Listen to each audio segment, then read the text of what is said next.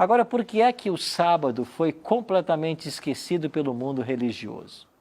Porque nós temos uma profecia em Daniel que disse que isso aconteceria. Em Daniel 7:25, a profecia diz assim: falando de um poder antagônico a Deus, proferirá palavras contra o Altíssimo, magoará os santos do Altíssimo e cuidará em mudar os tempos e a lei. E os santos lhe serão entregues nas mãos por um tempo, 2 tempos e metade de um tempo. Esse poder aqui, que se levantaria contra Deus, ele cuidaria em mudar os tempos e a lei.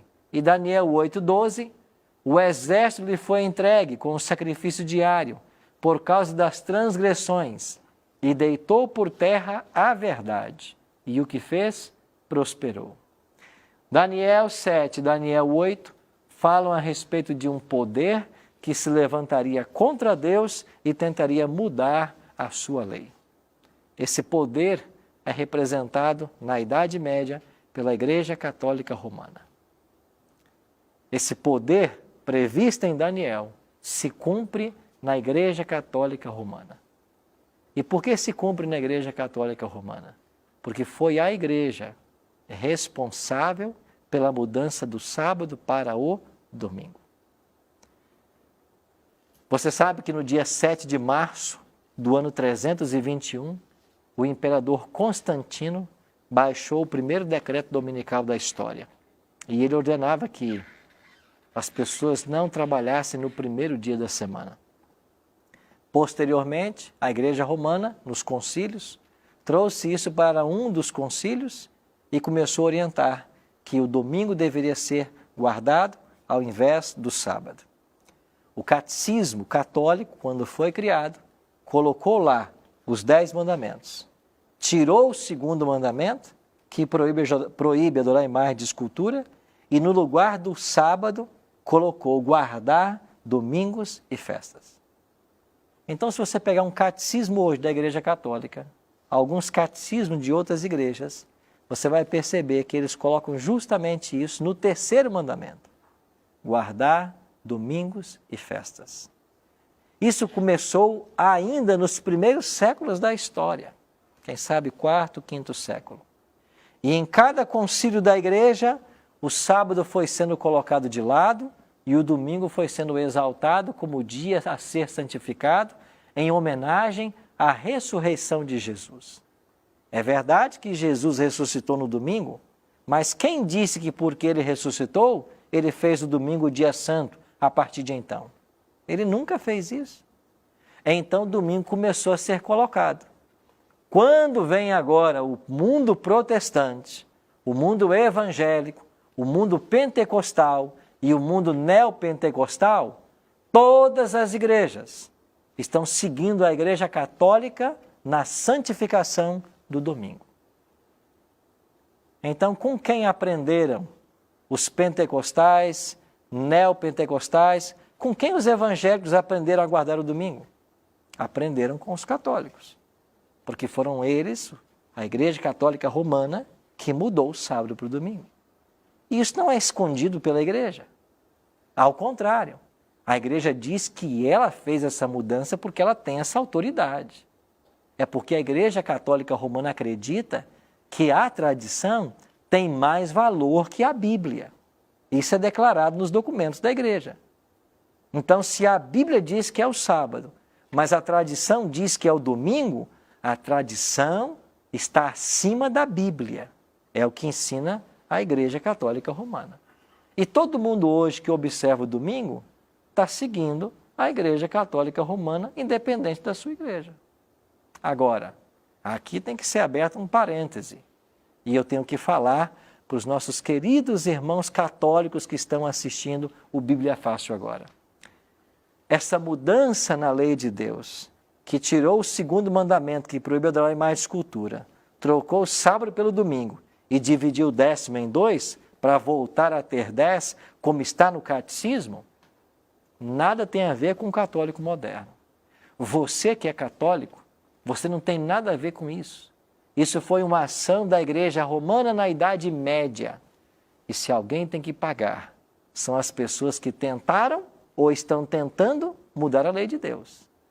Eu queria falar com você que é um católico sincero, uma pessoa temente a Deus. E eu conheço muitos católicos sinceros e tementes a Deus.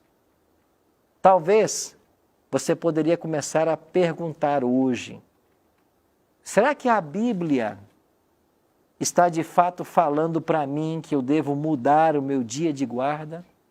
Será que para ser sincero com Deus, eu tenho que deixar de ouvir a tradição da minha igreja e passar a respeitar o livro sagrado? É um convite para você.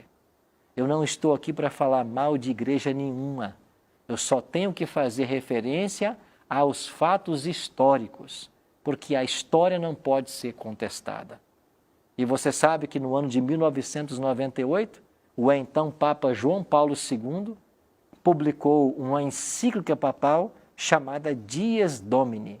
E essa encíclica diz claramente que a igreja mudou o sábado para o domingo, porque ela tem autoridade para isso. E a igreja é convocada agora a adorar o primeiro dia da semana, ou adorar no primeiro dia da semana. Mas eu queria dizer para você que isso está errado. Não importa se vem da voz de um papa, da caneta de um papa, não importa se vem de um concílio, não importa se tem mais de 1000 anos que a igreja ensina isso. O tempo não transforma o erro em verdade. A Bíblia ensina que é o sábado. E meu querido irmão, minha querida irmã católica, se você quer continuar sendo fiel a Deus e honesto a Ele, você tem que estudar mais esse assunto. Você não pode concordar com aquilo que o líder religioso diz na sua igreja. O mesmo eu digo para você que é da Assembleia, que é da Igreja Maranata, que é Deus é Amor, que é presbiteriano, que é batista. Não importa a igreja que você frequenta. Deus tem filhos sinceros em todas as igrejas. Mas se você está assistindo esse programa e se você está aprendendo pela Bíblia, que é o sábado, você tem que repensar a sua religião. Você tem que repensar as suas crenças. No mínimo, colocar uma dúvida, um ponto de interrogação para estudar esse assunto. E não precisa de nenhum pastor, não precisa de ninguém. Pega a sua Bíblia, se coloque de joelhos, peça a Deus sabedoria e comece a estudar. O mesmo Deus que escreveu esse livro vai dizer para você onde é que está a verdade. Agora, até quando as pessoas vão se sentir reféns de seus líderes religiosos? E sabe que eu tenho ouvido muitas histórias por aí, eu viajo todos os estados do Brasil e a história sempre é a mesma. Pessoas oprimidas por seus líderes religiosos, pessoas que não podem fazer perguntas da Bíblia, pessoas que não podem questionar. Você não é um cavalo, uma égua, para um líder religioso colocar 2 tapadeiras e ficar puxando para a direção que ele quer. Você tem livre-arbítrio. Você tem que pesquisar a verdade por você mesmo. Você nem mesmo pode confiar em pastor Arilton. Você não pode. Vai acreditar no que eu estou falando? Não. Pega a Bíblia. Vai ler. Vai estudar. E se você perceber que o que nós estamos falando aqui é verdade, é coerente, então você tem que tomar uma postura na sua vida. A Bíblia fala, em Apocalipse 12, 17, que o diabo está irado contra uma igreja. Olha o que diz o texto. Irou-se o dragão, o diabo, contra a mulher, a igreja, e foi pelejar com os restantes da sua descendência, um remanescente. Quem são eles? Os que guardam os mandamentos de Deus e têm o testemunho de Jesus. Deus tem um povo, e esse povo guarda os mandamentos de Deus e tem o testemunho de Jesus. Deus tem um povo. Esse povo está ensinando que a lei de Deus está em vigência. E quando você, querido pastor, se coloca no púlpito da sua igreja e prega contra o sábado, você está pregando contra a própria Bíblia e contra o próprio Cristo que deu para nós o sábado, que deu para a humanidade. Lá em Gênesis capítulo 2, nos versos 1 a 3, o sábado foi criado e dado para a humanidade. Não é para judeu, não é para adventista, é para o ser humano. Você não pode pregar contra isso. Você tem que voltar para a Bíblia e começar a estudar. Você tem que parar de acreditar no que eles dizem por aí, nos textos que muitos querem ler para contradizer, porque Jesus curou no sábado. Você tem que olhar para o contexto dessas passagens e entender o que elas estão querendo dizer. Não se contente com a leitura superficial da Bíblia. Vamos a fundo na pesquisa para entender a vontade de Deus. Porque senão, você pode estar combatendo o reino de Deus. E para nós, é um alerta. Deus deu para mim e para você livre-arbítrio. Sabe para quê? Para nós fazermos escolhas.